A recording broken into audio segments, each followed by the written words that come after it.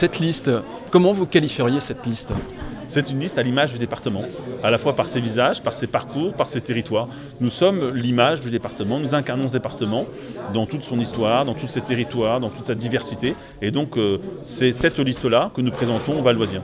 C'est une liste avec des hommes politiques engagés, des personnes de la société civile, des maires. C'est une liste qui permet de représenter toute le Val d'Oise. Nous avons effectivement des membres de partis politiques, mais globalement sur la région, le choix qui a été fait, c'est d'avoir à la fois des membres de partis politiques, de gauche et d'écologistes, et également des membres de la société civile. Et c'est cette liste que nous présentons aujourd'hui, avec surtout, et je le dis, avec un projet. Parce que le sens que nous avons choisi, c'est aussi d'abord d'avoir désigné notre candidat, Claude Bartolone, de travailler en lien avec les Franciliens sur leur vision du département, leur vision de la région. Et c'est à l'issue de ce processus-là que nous avons présenté le projet. Il y a maintenant une dizaine de jours, Claude Bartolone nous a présenté le projet avec 160 mesures. Et c'est à l'issue de ce travail-là, sur le projet et du regroupement des forces de gauche, que nous présentons une liste aujourd'hui. Nous avons fait dans le bon sens. Voilà, ces propositions, c'est essentiellement sur les transports ? Non. C'est important les transports ? Nous avons les transports, c'est la priorité numéro 1. Mais nous avons aussi sur l'emploi, sur le cadre de vie, sur le logement, sur les lycées, sur la formation professionnelle, sur l'environnement. En fait, tout ce qui compose la vie d'un Francien et d'un Valdoisien. Donc, et quand vous prenez chacune des propositions, elle est déclinable dans le Val d'Oise. Donc quand vous prenez par exemple les RER, c'est pour le Val d'Oise. Quand vous faites aujourd'hui qu'il y a un fonds qui va permettre de soutenir les petites entreprises pour avoir des financements et ça créer de l'emploi, c'est aussi important quand on connaît le tissu industriel, économique et artisanal de notre département. Voilà, ces propositions déclinées sur le Val d'Oise, elles seront présentées très prochainement ? Alors là, nous avons présenté les propositions franciliennes. Elles sont déclinées et déclinables d'ores et déjà. Et nous lançons une campagne effectivement où on va présenter concrètement demain, si vous votez pour notre liste, qu'est-ce que ça veut dire concrètement, explicitement, dans le Val d'Oise. Je prends un exemple. Quand aujourd'hui on est sur le cadre de vie, si on prend le projet de la plaine Pierre-les-Bessancourt, qui est un enjeu majeur, à la fois parce qu'il faut dépolluer le territoire et également avoir un poumon vert dans le cœur du Val d'Oise. C'est un enjeu fort et c'est ce que pose la région, ce qu'elle porte au quotidien. Quels sont les grands éléments de différenciation avec le programme de Valérie Pécresse ? Encore faudrait-il qu'on ait le programme de Mme Pécresse. À ce jour, peut-être l'avez-vous lu, mais je veux dire, il n'y a pas de proposition.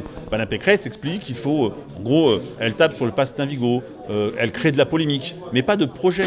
Nous avons un projet, Claude Bartolone a présenté un projet chiffré, 160 mesures, et on sait clairement ce qu'est la conséquence, que sont les conséquences positives du vote pour la liste de Claude Bartolone. Le coût, et là plutôt le coût économique du vote pour Mme Pécresse, il est moins connu. Par exemple, quand elle dit « je ne remplace pas un fonctionnaire sur deux », alors on peut penser comme ça, a priori, que c'est une idée qu'il faudra regarder de plus près.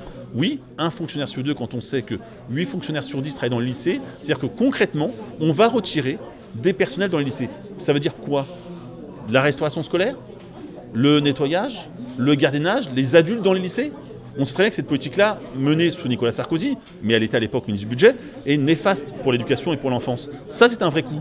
On sait aussi que Mme Pécresse s'est toujours opposée au pass Navigo à tarif unique. Et dans le département, on sait que c'est un gain économique concret pour les familles.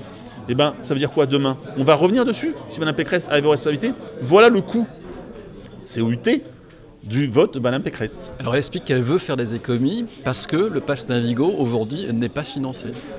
Mais il est financé. Le pass Navigo, c'est 300 millions d'euros. Le pass Navigo, c'est 300 millions d'euros. Le budget de 5 milliards, il est financé. Et d'ailleurs, Claude Bartolone le finance et l'annonce. Il n'y a pas de secret. Sauf qu'après, c'est une question de choix. Elle dit qu'elle ne peut pas le financer pour le supprimer. Nous disons qu'il faut le maintenir et aussi continuer sur les transports. Parce que quand nous sommes en grande couronne, comme nous, moderniser l'ensemble des RER, changer là où les bombardiers n'ont pas encore été implantés, faire en sorte qu'il y ait des transports plus tard la nuit, qu'on sécurise les transports, notamment, on parle de la question de la sécurité des transports pour les femmes. Eh bien oui, nous faisons des choix, mais des choix politiques. Mme Pécresse n'a dit toujours rien, elle dit il faut faire des économies, sans jamais dire quand et où. Concrètement, un fonctionnaire sur deux, ça suppose suppression de postes dans le lycée de la région. Est-ce qu'on pense, est-ce que vos auditeurs, vos téléspectateurs pensent très concrètement qu'il faut retirer des emplois dans le lycée ? C'est une question intéressante. Alors la liste est donc connue sur le Val d'Oise, donc vous êtes en campagne. Comment va s'organiser cette campagne sur le Alors, département? nous sommes en campagne depuis plusieurs ans maintenant, puisque nous avons désigné nos têtes de liste régionales au mois de mai, et puis nous avons construit un processus, comme je l'évoquais, construction de la liste, du projet, etc. On est sur l'ensemble des marchés, des gares. On a aussi beaucoup de rendez-vous avec des associations, des entrepreneurs qui souhaitent nous rencontrer, qui souhaitent échanger. Donc on les reçoit, on échange avec eux, on présente à chaque fois notre projet. Et puis on construit l'Île-de-France de demain, l'Île-de-France humaine que souhaite porter Claude Barthelone.